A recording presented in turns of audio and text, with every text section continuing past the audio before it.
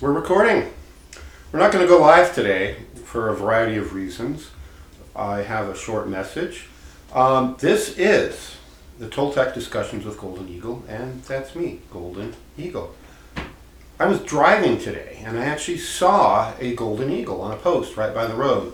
He looked right at me. It was kind of cool. They're here in the area, in the greater Mount Shasta area, and I do see them from time to time. That classic bird, much bigger than a hawk, dark brown for the most part until the light hits it, but the head is characteristically bronzy gold, which when the light hits that, it is bright gold, and that's of course how it got its name, the golden eagle. And they're found on many continents. I know North and South America, and I think there's a relative in Asia, and I don't remember the name of it, but they're big birds. They're, of course, predators, hunters, and they've been known to haul off people, small ones, not my size. But I even have seen video footage of that. Didn't happen today. I think they were hunting rabbits and mice and ground squirrels and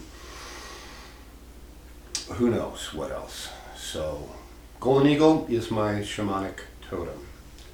It is the animal with whom a shaman resonates, and we take on the qualities and characteristics of in our work in the higher planes primarily. Also here, in the physical plane. The ongoing series of discussions that we've been talking about the last few weeks is called the Tonal, and more specifically, mastering the Tonal. And for anyone who might be new and click on this being the most recent, what I'd like to do is very briefly run down a few highlights of what we've covered, and then we're going to extend into some new information that I have not yet covered in this series, bits and pieces I've covered a number of times. By the way, I'm sitting here talking about my eagle totem next to a cat. Hi, Sitlamina. In the Nawal language of the Toltec in Mesoamerica, Sitlamina means shooting star. And she likes to hang out whenever we're doing shamanic stuff. Sometimes she's been known to even get into trouble. Not our Sitlamina. Almost tipping over cameras and microphones and computers and things like that. That's good tea, by the way. It's a special herbal potion for what ails me. Well, some of what ails me. The rest you guys are just stuck with. Oh, the tonal. I'm supposed to define it. The tonal is that part of the universe that the Toltecs believe we can know or is knowable. I may not know everything, but there's things out there that we know that we could know if we set our mind to learn them. Some we choose not to. But there's a whole universe out there, and a lot of it we know or we can know. And beyond the boundary of the knowable, think of that like a big veil, is the unknowable, or at least we don't know it yet. We call that the Nawal.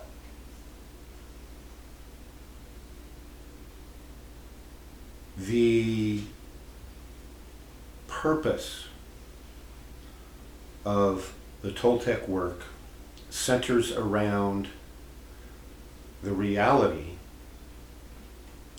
that the purpose of humanity is to evolve into something higher with greater and greater capabilities, one generation to the next. 100 years ago, if you had said, well, probably more like 150, 70, carry the two.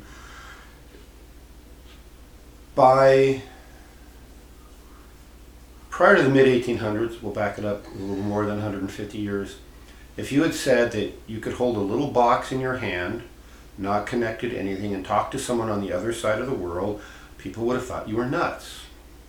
The fact that we can now do that means we have extended the capabilities of humanity. And this isn't just somebody invented something, right? It's how did they invent it?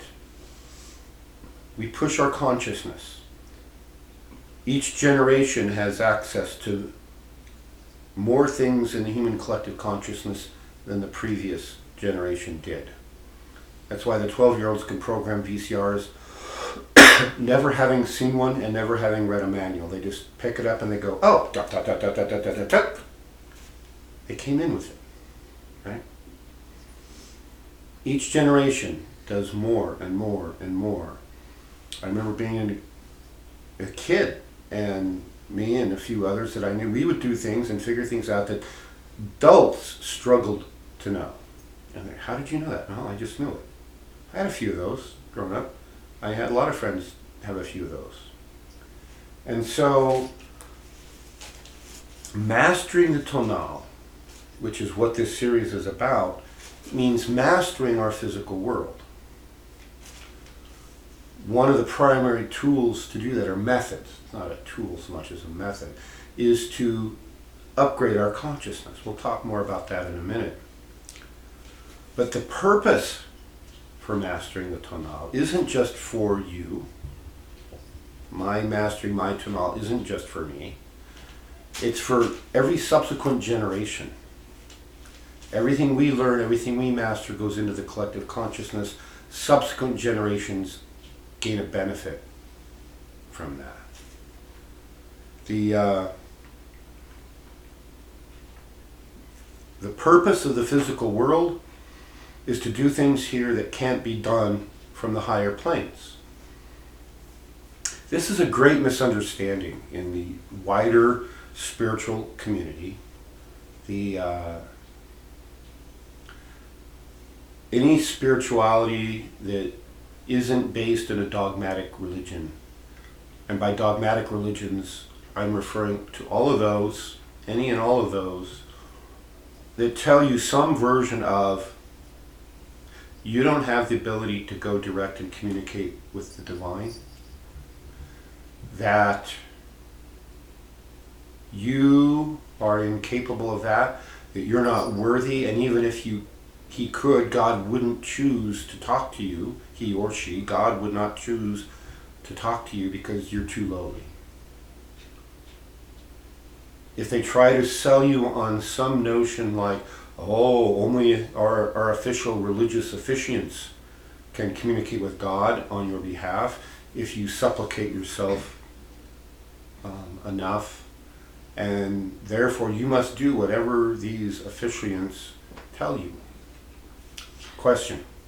Outside of the Catholic Church and spin-offs directly from that, most Protestantism doesn't believe that anyone can connect, and that those miracles that we see in the scriptures are not something that are possible anymore. Right. I'm often, in my writings, in my teaching, I have bashed the Roman Catholic Church by merely telling the truth about it. But on this one point, I would include most known religions, and not just the European religions like the Catholics or the Protestants. You'll find traces of this in most religions around the world. The closer you get to shamanism,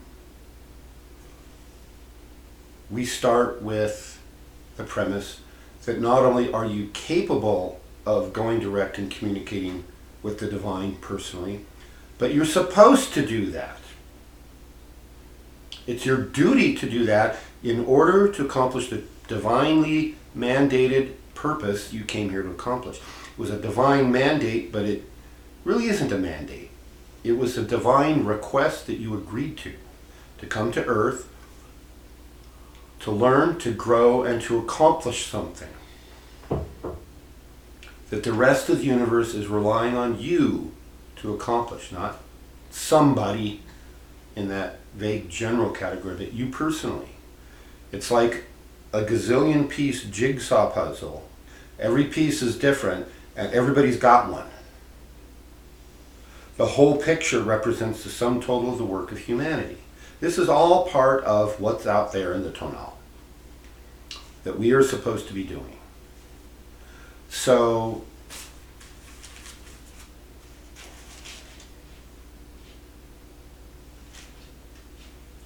when religions tell you otherwise, time for a new religion.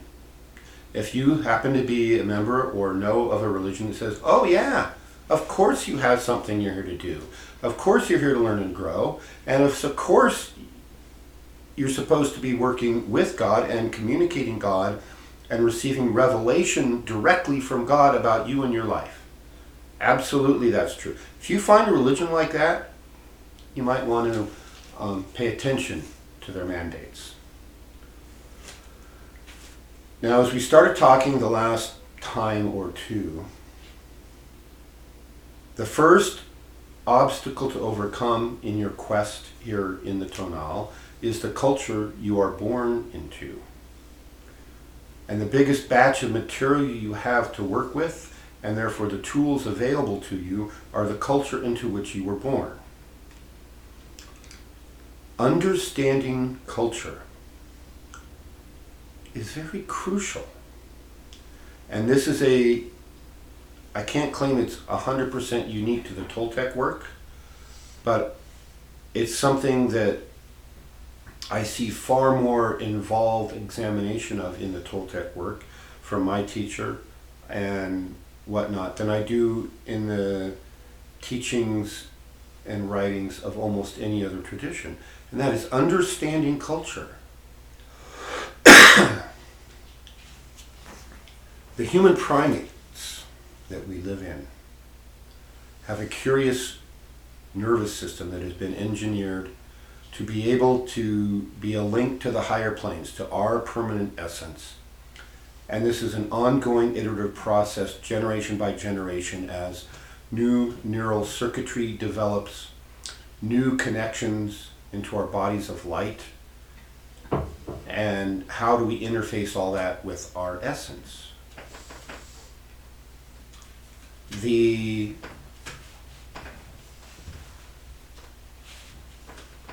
result is that the human primate bodies we have we're not formed by cell division and instantly have a fully developed human with a fully developed nervous system. It's not like I'm going to sit here and boom, now there's two of me. That would probably annoy a lot of people if I cloned myself instantly. What happens is we engage in a reproductive process, and what is born of that is a very incompletely developed mini-human, a mini-me. And that human is not fully developed, neither physically nor neurologically, and it takes time for neural circuits to grow and the body to grow, and there's some training that has to be instilled. Things like language, the customs of your culture, how to get food. You know, when we're young it's easy. We scream and somebody sticks something in our mouth and we get food. Now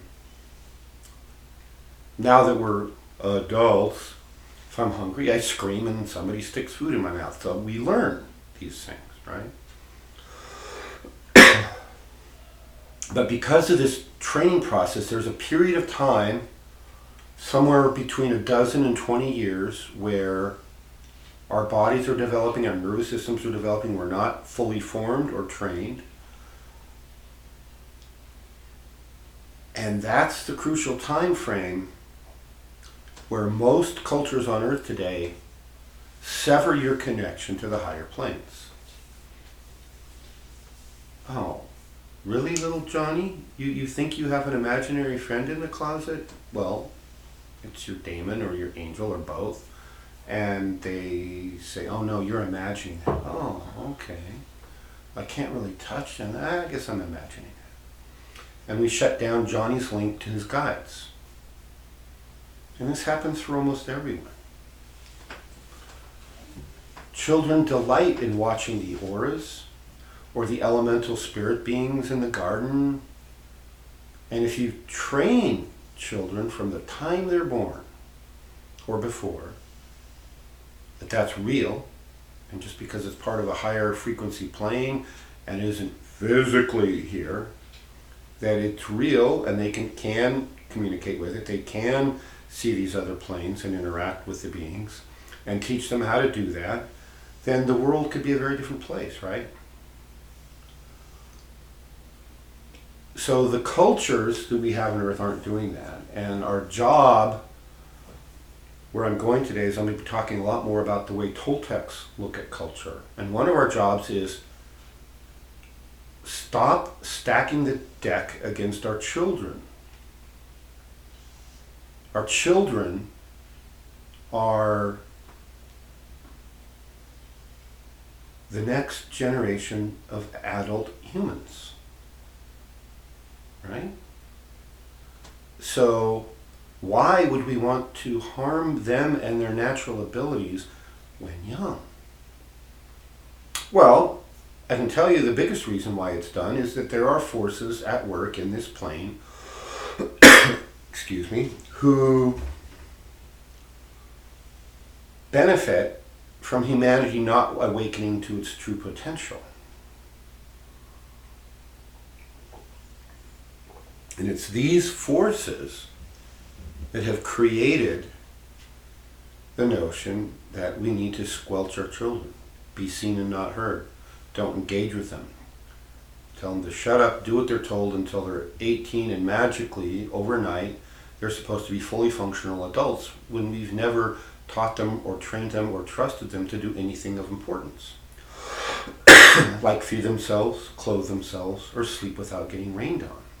To be able to figure things out. To allow them to learn from their mistakes. Right? Hi, Mina, you're back. So, the children are key in this process.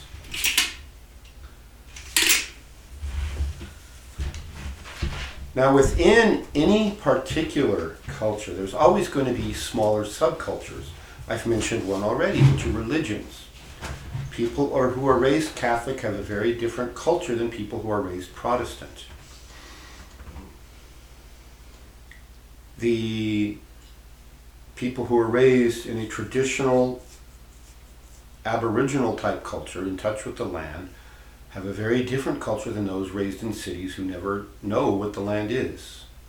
That spend all their days walking on concrete or some other man-made surface, inside walls, always air conditioned. They go to an underground parking garage, get in their metal transportation box, travel to another underground parking garage where they get out and go into another building, and then they go home and the garage door automatically opens. They park their metal transportation box in their own garage, the door closes. They're never seen outside. They don't see the sun, the moon, the stars. They never allow themselves to get rained on. They never allow themselves to play in the mud and get dirty. All of which are important parts of children growing up. They're supposed to get dirty. That's how we train our immune systems. That's how they learn. Tactile, touching. Ooh, that mud tastes pretty good. Ooh, that piece of mud right by where the dog was squatting, that doesn't taste so good, right? That's how they learn. Ooh, what's this black thing stuck on the screen door? Oh, Grandma, what is it? Oh, that's a fly. Oh, in the mouth it goes, right? That's a true story, by the way. One of the doctors I trained with in medical school, naturopathic medical school, for those of you who don't know all my background, was telling the story about, it was some distant relatives, his cousins or nieces or nephews or whatever, and they lived in the city and they had a child who was really sickly. And the parents were going out of town for 2 months to a foreign country. They had an opportunity, so the child was going to spend summer with Grandma and Grandpa out on the farm. And so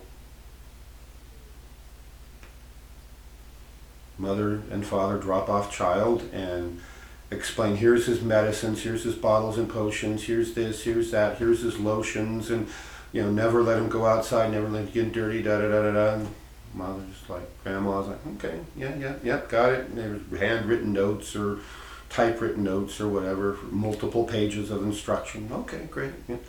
Mom and Dad go off. Grandma and Grandpa proceed to ignore all the instructions, put all the bottles on a shelf, and just let the kid play. And within a few hours or a day or two, he was sick. So they didn't suppress the sickness. They nurtured the immune system. Within a couple of weeks, the kid's healthy and strong and running out there and eating flies, literally eating flies off the screen door and falling down in the mud and playing with the dogs, and he has a growth spurt.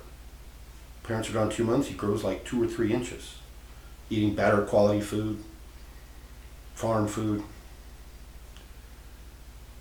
Parents come back, they're shocked and amazed at how healthy they are. Oh, look at this. Oh, yeah, he's doing really well. Yeah, great. Oh, great. Mother gives the daughter the bag of potions and medicines back. What's this? Oh, that's what's left over. And the daughter looks and it's like all here. Oh, yeah, we didn't use any of it. The grandparents have been trying to tell them this, right, for months or years, and whew, in one ear, out the other. And now they had living proof that it works, right?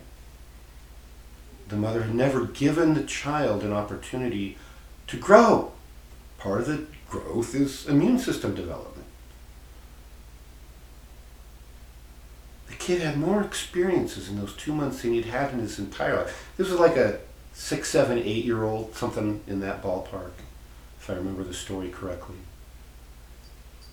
And the parents had never given him an opportunity to get sick and mount a fever and kill the bugs with his own immune system, and then a few days later come out and go, hey, yeah, that's cool. I'm better now.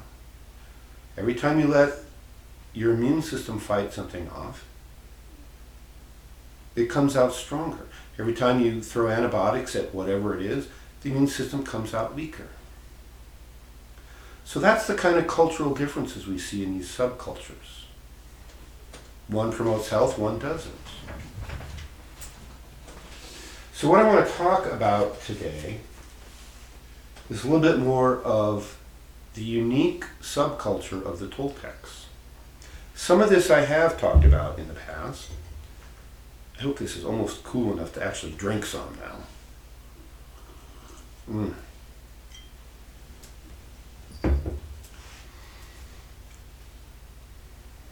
Everyone knows what an axiom is, right? It's a core fundamental assumption that you can't prove, but if you accept the axiom, everything else flows out. One of my long-term projects I'm working on, as a short segue, I promise, is redefining the way the subject of physics is taught. Because physics, you go and they start with Newtonian physics, and then you have a year of that, and then you go to modern physics with quantum mechanics and relativity, and you learn a year of that, and in the course of that year you throw out half of what you learned last year, and then you go on to the upper division classes, and by the time you're done with 4 years of your undergraduate degree in physics, half of what you learn is thrown out. And that's a curious phenomenon because we teach physics chronologically in the order it was invented. I'd be like going to medical school now and going back to medieval times and saying, okay,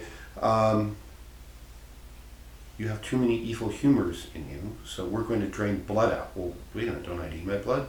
Oh, just trust me, we won't take it all until they take a cup too much and you die, right? So it'd be like, first we learn all that, and then we learn all this, and then finally we get up to the point where, hey, we have the microscope now, we have germ theory, we know what cells are, why don't we just start there? So biology and medicine kind of does that. Chemistry does that. They start with, what do we know now? Physics doesn't do that. But if you were to start with one core axiom, which is energy, everything else will flow out from that, and you never have to unlearn anything. And it'll be easier for everybody to learn. And science and all the fields depending on it, like engineering, will make a quantum leap forward. So that's one of my sideline projects.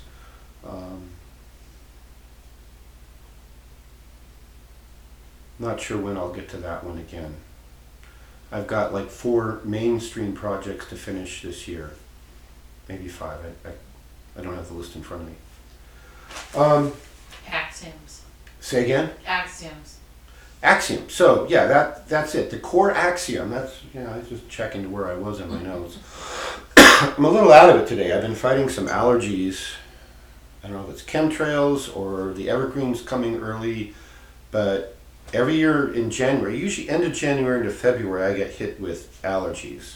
And I know part of it is cedar pollen, which I know because I have about a 60-foot cedar tree 20 feet outside my front door. And in the spring, you can see waves of pollen blowing off it, and every time I see a burst come off, I start sneezing. So, but I like cedar trees. And you still haven't made it homeopathic for it. I haven't done a very good job of trying to capture that stuff, which I need to do. There is a homeopathic made from the cedar tree, but I don't believe it's from the pollen. It's called Thuya. Thuya occidentalis is the Latin name of the cedar tree. So, the core axiom of Toltec culture, which you should know, Miss Toltec. Well, I'm not sure where you're applying your axioms. The purpose of humanity, the purpose of Toltec culture, the purpose... Transcendence. Yes. See, I knew she knew. Ding, ding, ding. Ding, ding, ding, ding, ding. I'll give you 5 on that one. Okay. The purpose of humanity is transcendence, meaning we're going to transcend the limits of this holographic matrix we're living in, and thereby help humanity evolve. The city of Teotihuacan was a great Toltec senator for many centuries, at multiple times in our history. It was abandoned and then resettled and then abandoned again, and it may have been done that a couple of times.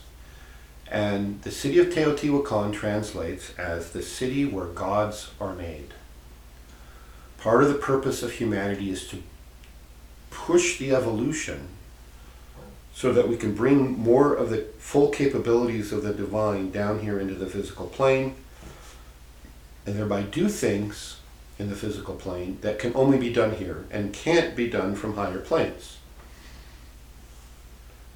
So that's part of our purpose. The transcendence, the spiritual growth and evolution. That is our core axiom. And when you accept that as the axiom and you commit yourself to making every decision in your life, both individually and collectively in the community, as what answer will best support the purpose of transcendence for each individual and the collective.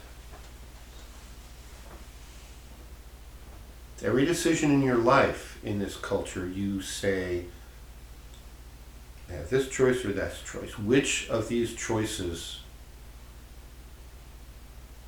supports my transcendence and my growth and evolution? The choice that will do the most for that is usually the one that pushes you out of your comfort zone. You can have 100 choices, but 99 of them keep you somewhat comfortable. They're safe. And one of them pushes you outside that to completely uncomfortable. That's the one we usually go for.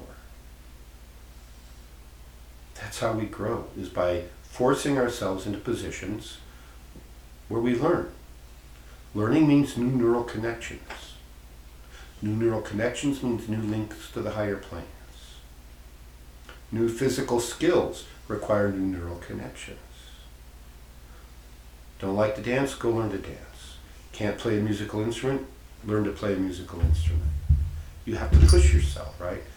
So make your decisions based on which of these choices that you have at any given time, at any given moment, on any given subject are going to be the ones that help you push your envelope.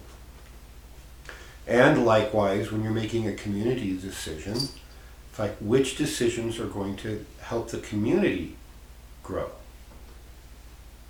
If you're going to work in the Toltec culture,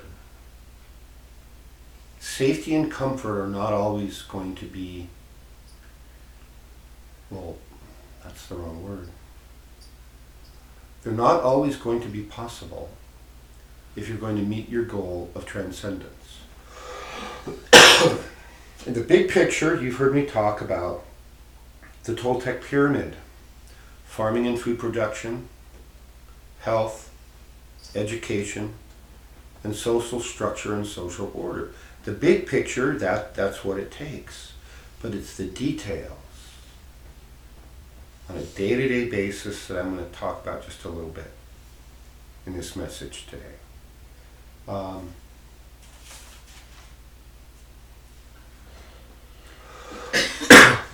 So think of this as what is life like in a Toltec culture.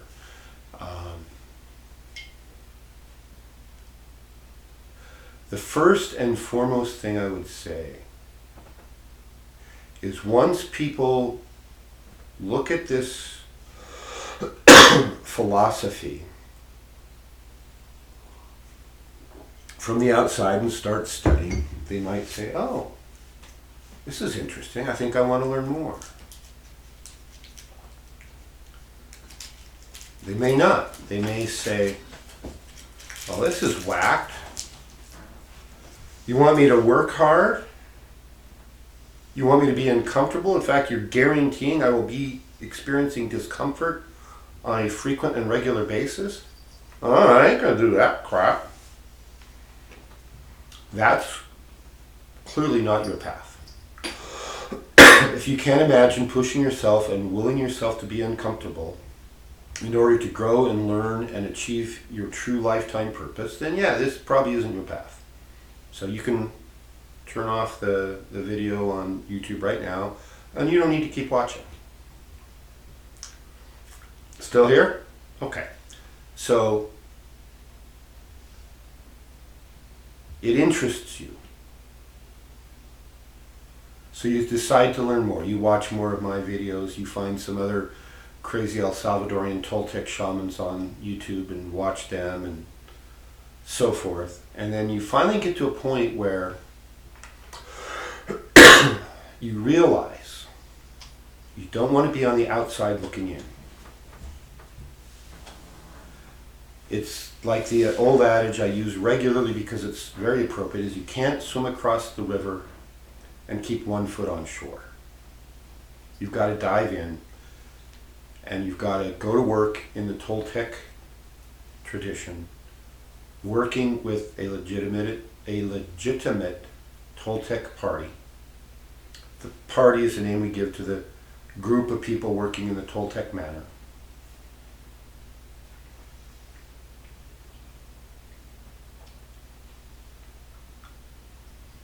And you have to embrace it. You have to go all in. And once you do,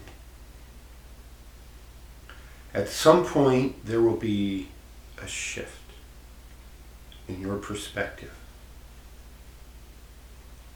And the Toltec philosophy and the Toltec work will become not something you're doing or looking at. You will one day wake up and realize you are a Toltec. Question, Olivia. Well, it seemed like in your description of this, you've gone from kind of talking about a bigger picture than to more of an individual's personal spiritual path.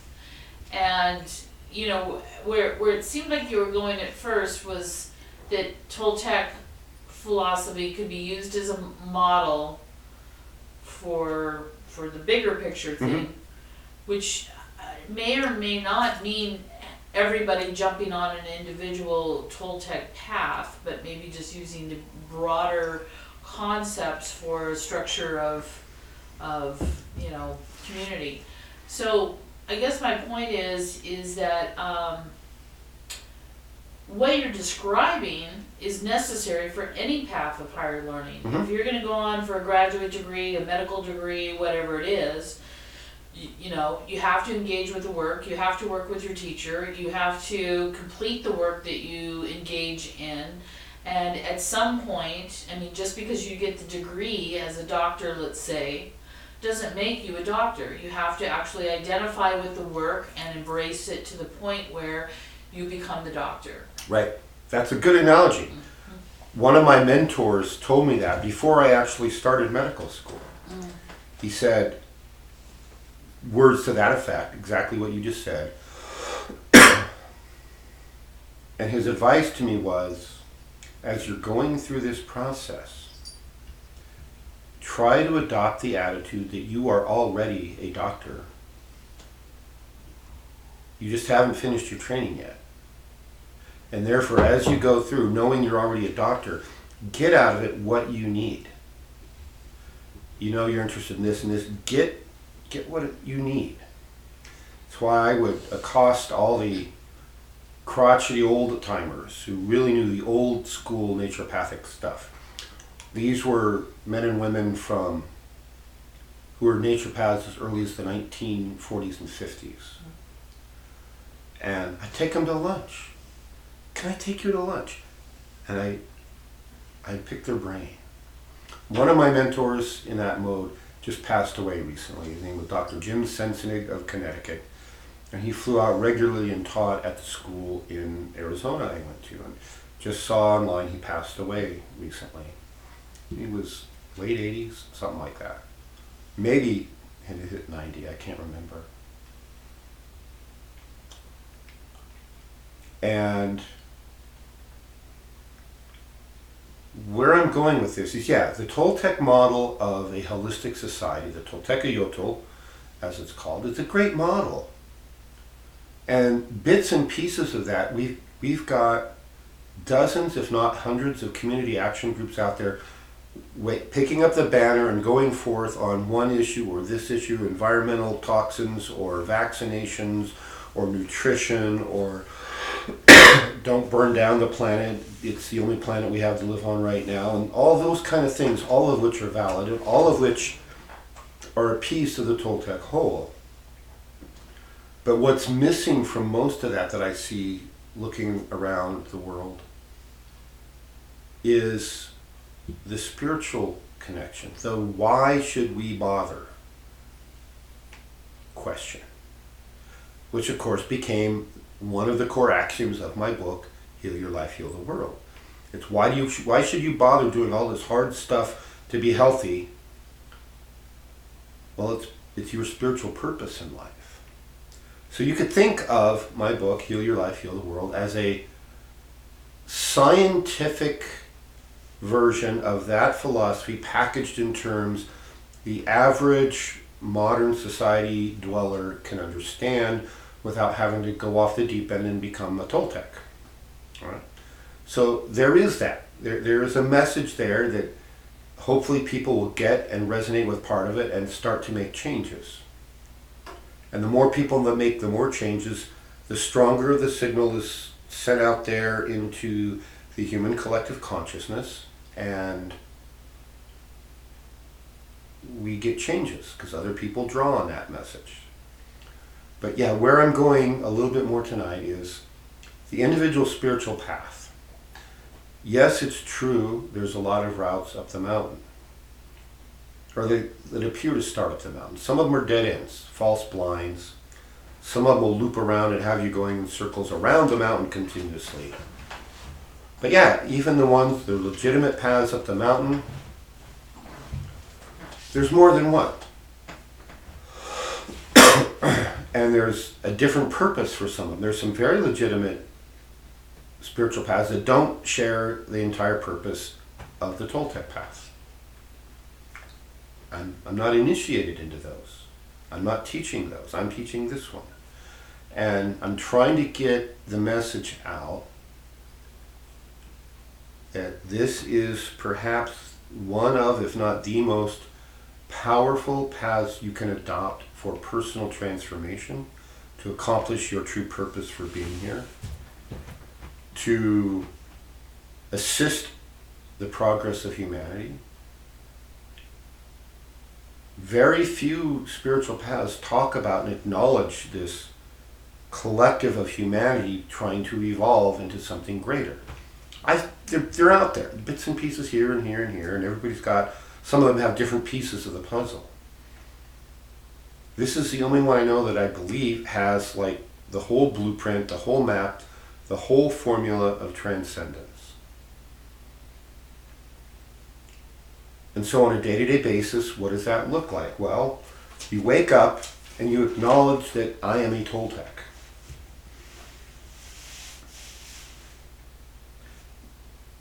You have to study this work enough to accept the fact that humanity itself has a higher purpose. That you have a purpose to assist that higher purpose. And if you're here on Earth and watching this from Earth, the physical plane of Earth, you agreed to that purpose before you came. And culture caused you to forget it. So a lot of what we do in the Toltec work and many other spiritual systems is to regain access to what we had as a child. This is why I say raising children is one of the most important things we can do. Because right now we have whole generations going through life that weren't raised in connection with their higher essence. And so at some point in life, usually from the teens or the 20s or the 30s, and I know people who've gotten here in their 70s, suddenly realize there's more to the universe than the physical world. There's these energetic spiritual planes which comprise about 85% of the universe that the physical world ignores.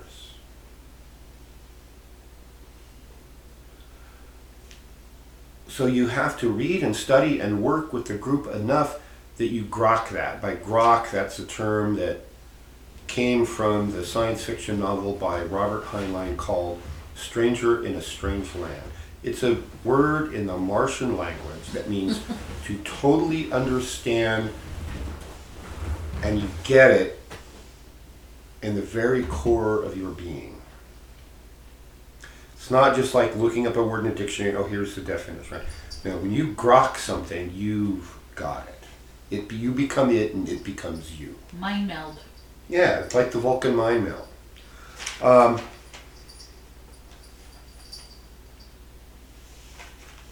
To do all this work, you have to develop your consciousness.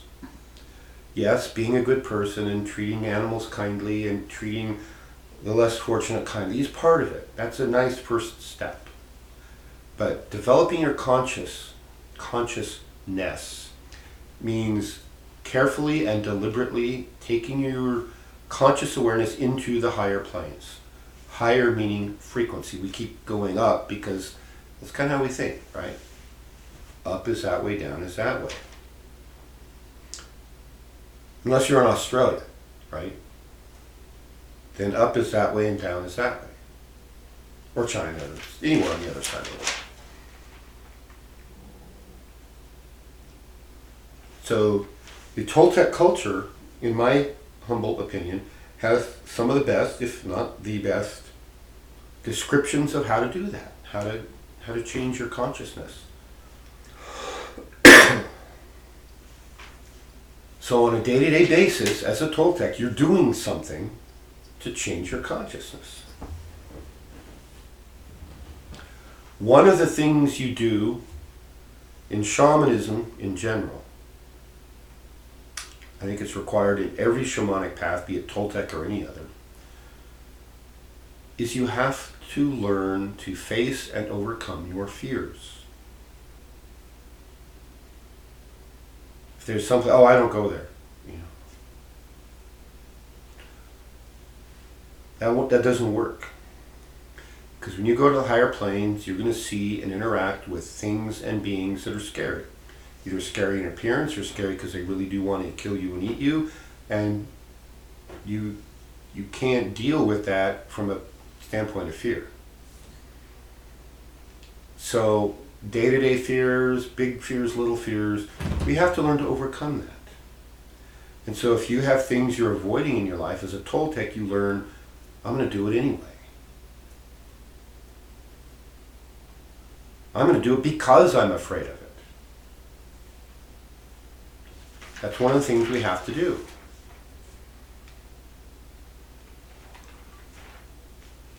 As a Toltec, as you gradually absorb more and more of this philosophy into your day-to-day life, you realize that discipline, self-discipline, becomes the hallmark of your world. You realize that the leader of your Toltec party isn't what's making you do this. It isn't fear of God that's making you do this. It isn't for some mundane benefit or quid pro quo that's making you do this. You adopt your disciplines, you adopt your work, you do your consciousness exercises, everything else that you do in life, because you are the source of your discipline.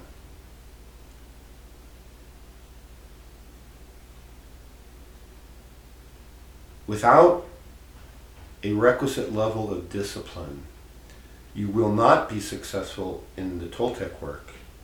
And I can go out on a limb and say you will not be successful in any other path of higher level consciousness and spiritual work. Doesn't matter if it's Toltec or Buddhist or Hindu or Fourth Way or anything else. If you are not self-disciplined and if you can't train yourself to become so, the higher work isn't for you in this incarnation. Sorry to be the bearer of bad news, but that's reality. The way this happens for a Toltec is every day we wake up and we ask ourselves a simple question. What are my intents for today? Intent with a capital I. We strive to know why we are doing every action we take. Why are you eating food? So I can fortify my body. Why are you fortifying your body? So I can accomplish the great work, which is your true will. You acknowledge that. Well, how did I get the food? Well, I have to grow some of it. I have to go hunt for some of it. I have to go perform some kind of a job to get this artificial exchange media called money that I go trade this worthless paper for food. It's not worthless. It's just an agreed to value. It keeps changing. So, but any given day, a Toltec, at any given time of any given day, a Toltec will ask themselves, what am I doing right now? And more importantly, why am I doing it? Oh yeah, I'm doing it because it's my true will. Why am I getting online Monday night when I had every excuse not to tonight because I'm fighting off this whatever allergy-like condition is, it would have been really easy to just go to bed and lay down and sleep. But it's my true will to push this knowledge forward.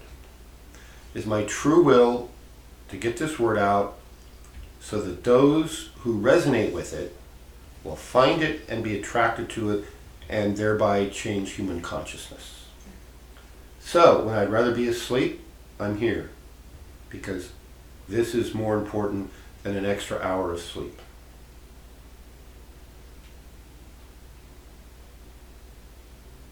So that's a little bit of what a Toltec would do. Starts with an intent. A lot of that comes from what the Toltecs call our dreamer nature.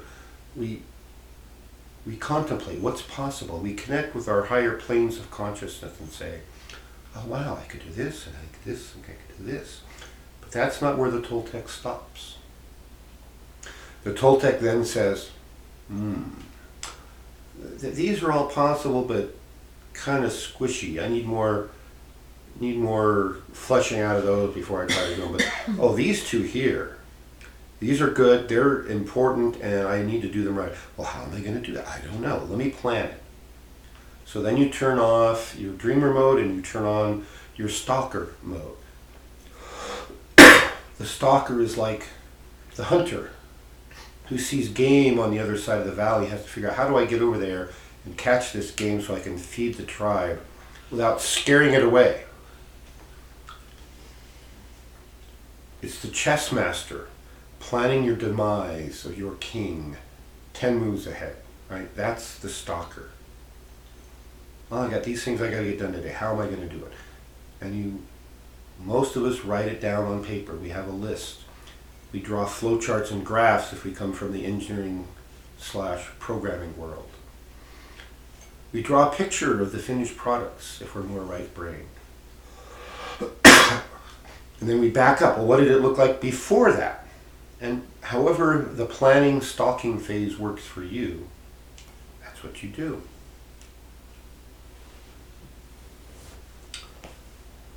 You've got the ideas, you've got the plan on paper, it's time to go to work. You actually have to do something.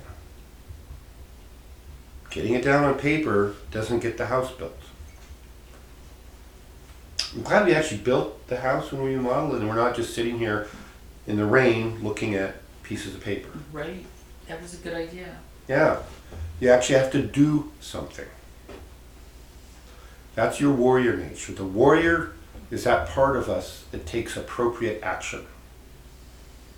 Pick up the saw, pick up the hammer, and remodel a house. Build from the ground up. Dig a hobbit hole.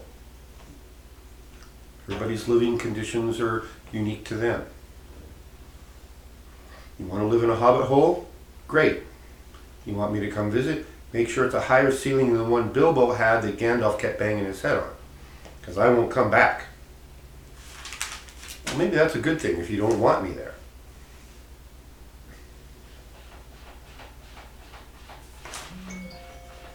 This doesn't happen overnight, to borrow the Earth phrase. It's an iterative process. And your job as a Toltec is to do a little better tomorrow than you did today. And at the end of the day today, you have to sit down and be bluntly honest with yourself about what you did well, what you did so-so, and what you did that didn't come out very good. And you have to dedicate yourself and commit yourself to doing better tomorrow. Slow progress is okay. And nobody's going to have a nice, smooth, linear curve of improvement from day to day. Everybody's going to go, and any given interval, month to month, week to week, year to year, your goal is to be higher than you were a week, a month, a year ago. These are the kind of things that you're expected to engage with in a Toltec party for the simple reason that the Toltec party isn't just a place where you go learn stuff that you apply to your life. A Toltec party is where we get together and we work collectively on a physical project, on a higher plane project, learning to raise our consciousnesses up to a little bit higher frequency, and from there a little stronger signal goes out into the human collective consciousness. We're trying to evolve humanity into a way that allows the collective to transcend the artificial limitations that have been placed on us by this current culture. The current culture, in addition to teaching us language, also does a very good job of teaching us limiting beliefs that are false.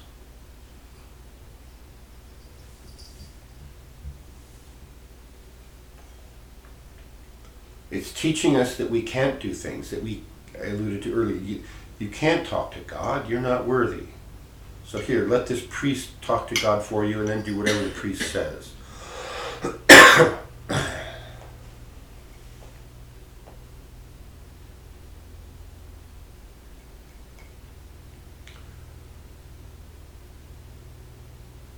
This work is important.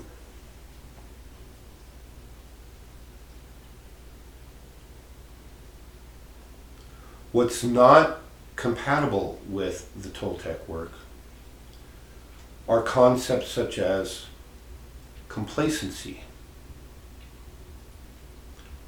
a willingness to accept mediocre results for yourself or others. An attitude of apathy is not compatible. For you to not care about your fellow humans, not care about important issues. Apathy is not a useful attribute if you want to take your consciousness up to higher planes. Procrastination is not useful most times. Once you connect with your higher guidance through the consciousness work that we teach, you may learn that what could appear to be procrastination is really divine timing. You're told, oh, don't go yet, don't go yet, don't go yet. Oh, now go. And many examples in my life of that. Procrastinate, wait, go now.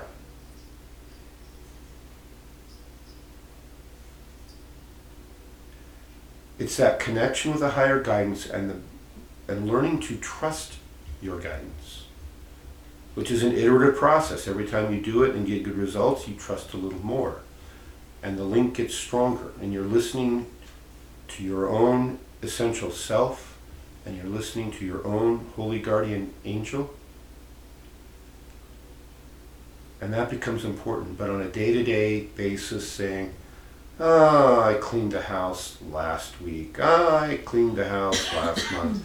I'll get around to it someday. And it's like you're living in filth. Right? So even though I wasn't feeling well today, it's important to clean the space I'm doing my shamanic work in, and so I did. I could have gone to bed and just taken a nap, but no, it's important. It has to be done. So I did.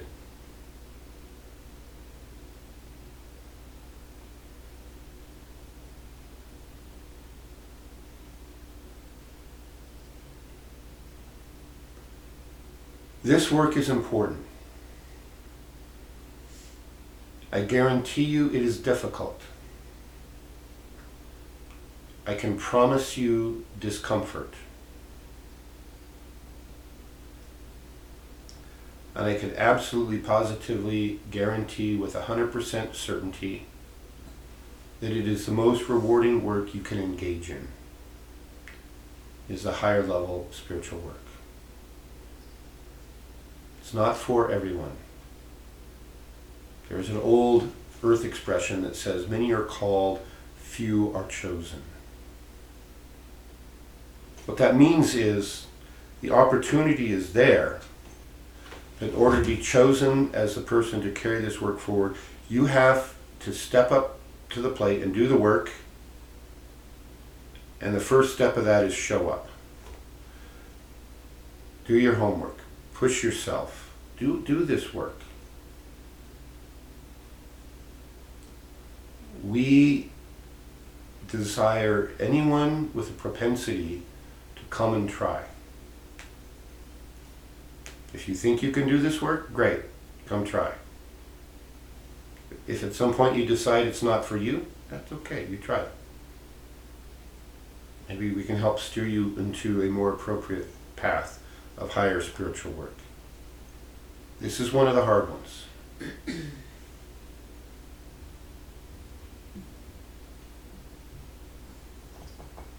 This work constitutes one of the ultimate acts of service we can do for humanity. The very core axiom of the Toltec philosophy is service to humanity by raising humanity to higher capabilities than the previous generation had.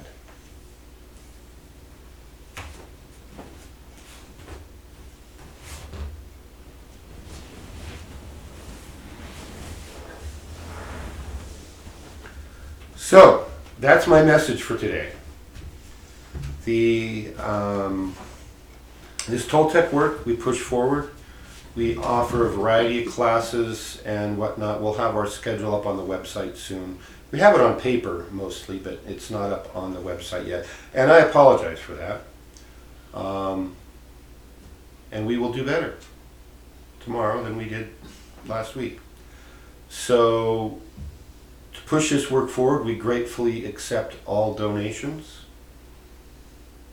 Go to ToltecShamanicarts.org, and there's a donate button on that page. You click that, we gratefully accept everything.